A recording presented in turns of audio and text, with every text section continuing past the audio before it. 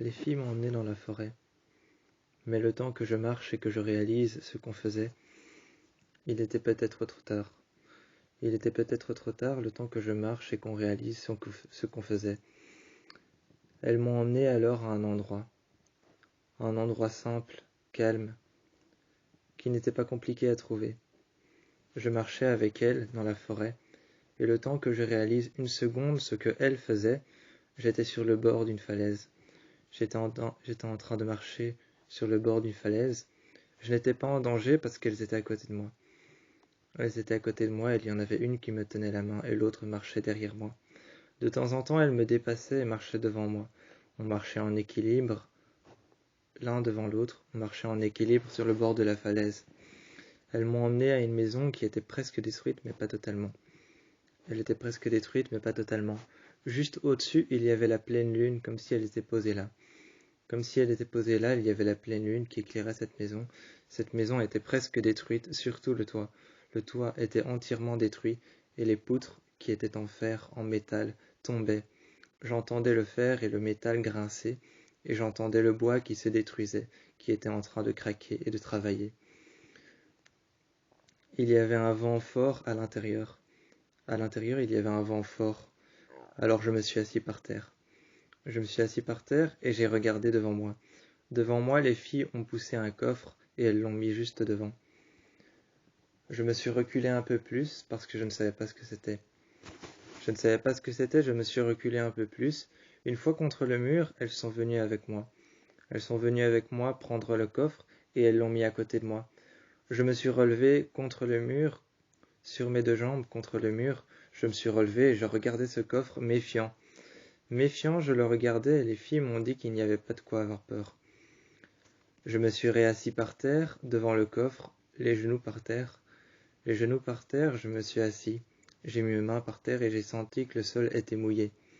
Le sol était mouillé et couvert de terre, couvert de boue. Et j'ai donc posé mes mains par terre, que j'ai ensuite essuyé sur mon jeans noir. Je n'arrivais pas à voir la terre, la boue et l'eau, mais je sentais l'humidité. Je sentais l'humidité et j'ai regardé partout autour de moi. Il y avait ce coffre devant moi et j'ai demandé qu'est-ce que c'était. Elles n'ont pas répondu et elles m'ont regardé. Elles m'ont regardé et n'ont pas répondu, elles ont ouvert le coffre et j'ai regardé à l'intérieur. Je me suis approché lentement, j'ai posé mes mains sur le bord du coffre. Quand j'ai posé mes mains sur le bord du coffre, il y en a une des deux, Rosie. Rosie, l'une des deux, quand j'ai posé ma main sur le bord du coffre, est venue mettre sa main sur la mienne. Elle m'a regardé avec un regard gentil. Ses yeux étaient sombres. Ses yeux étaient sombres à cause de la nuit et à cause de la forêt qui était presque noire.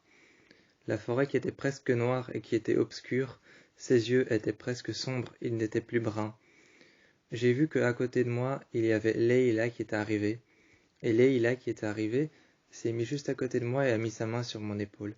Je me sentais rassuré, je ne sais pas pourquoi, mais je me sentais rassuré avec elle. Elles ont sorti un fusil, une arme. Elles ont sorti une arme, un fusil qu'elles ont déposé par terre. Leïla a pris l'arme et l'a déchargée. Elle a ouvert ma main et j'ai vu que Rosie gardait ma main dans sa main. Rosie gardait ma main dans sa main et je me sentais rassuré. J'avais l'impression qu'il y avait quelque chose, une chaleur qui tournait autour de mon cœur. Il y avait comme une chaleur qui tournait autour de mon cœur, une chaleur qui ne s'était jamais présentée. Et cette chaleur qui tournait autour de mon cœur ne s'était jamais présentée comme ça.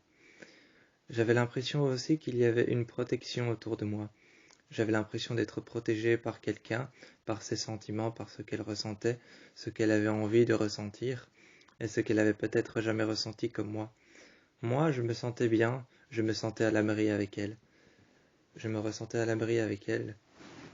Je ressentais des émotions que je n'avais jamais ressenties, comme par exemple un vent frais dans la colonne vertébrale, ou alors peut-être un vent chaud qui tournait autour de moi. Je sentais ce vent chaud qui tournait autour de moi, et je sentais aussi cette chaleur autour de mon cœur. J'avais l'impression d'être protégé, j'avais l'impression de ne pas être seul, et pourtant j'étais dans la forêt, mais j'avais l'impression de ne pas être seul, parce qu'elles étaient là, elles me tenaient la main, et elles me regardaient, avec un regard rassurant. Quand je les regardais, elles, je ne voyais plus les yeux bleus de Rosie, et je ne voyais plus les yeux verts de Leïla. Leïla, je n'arrivais pas à voir ses yeux verts, ils étaient presque brun foncé. Et les yeux bleus de Rosie, ils étaient presque vert foncé, vert vraiment très très foncé, presque noir. C'était à cause de l'obscurité et à cause du noir de la forêt.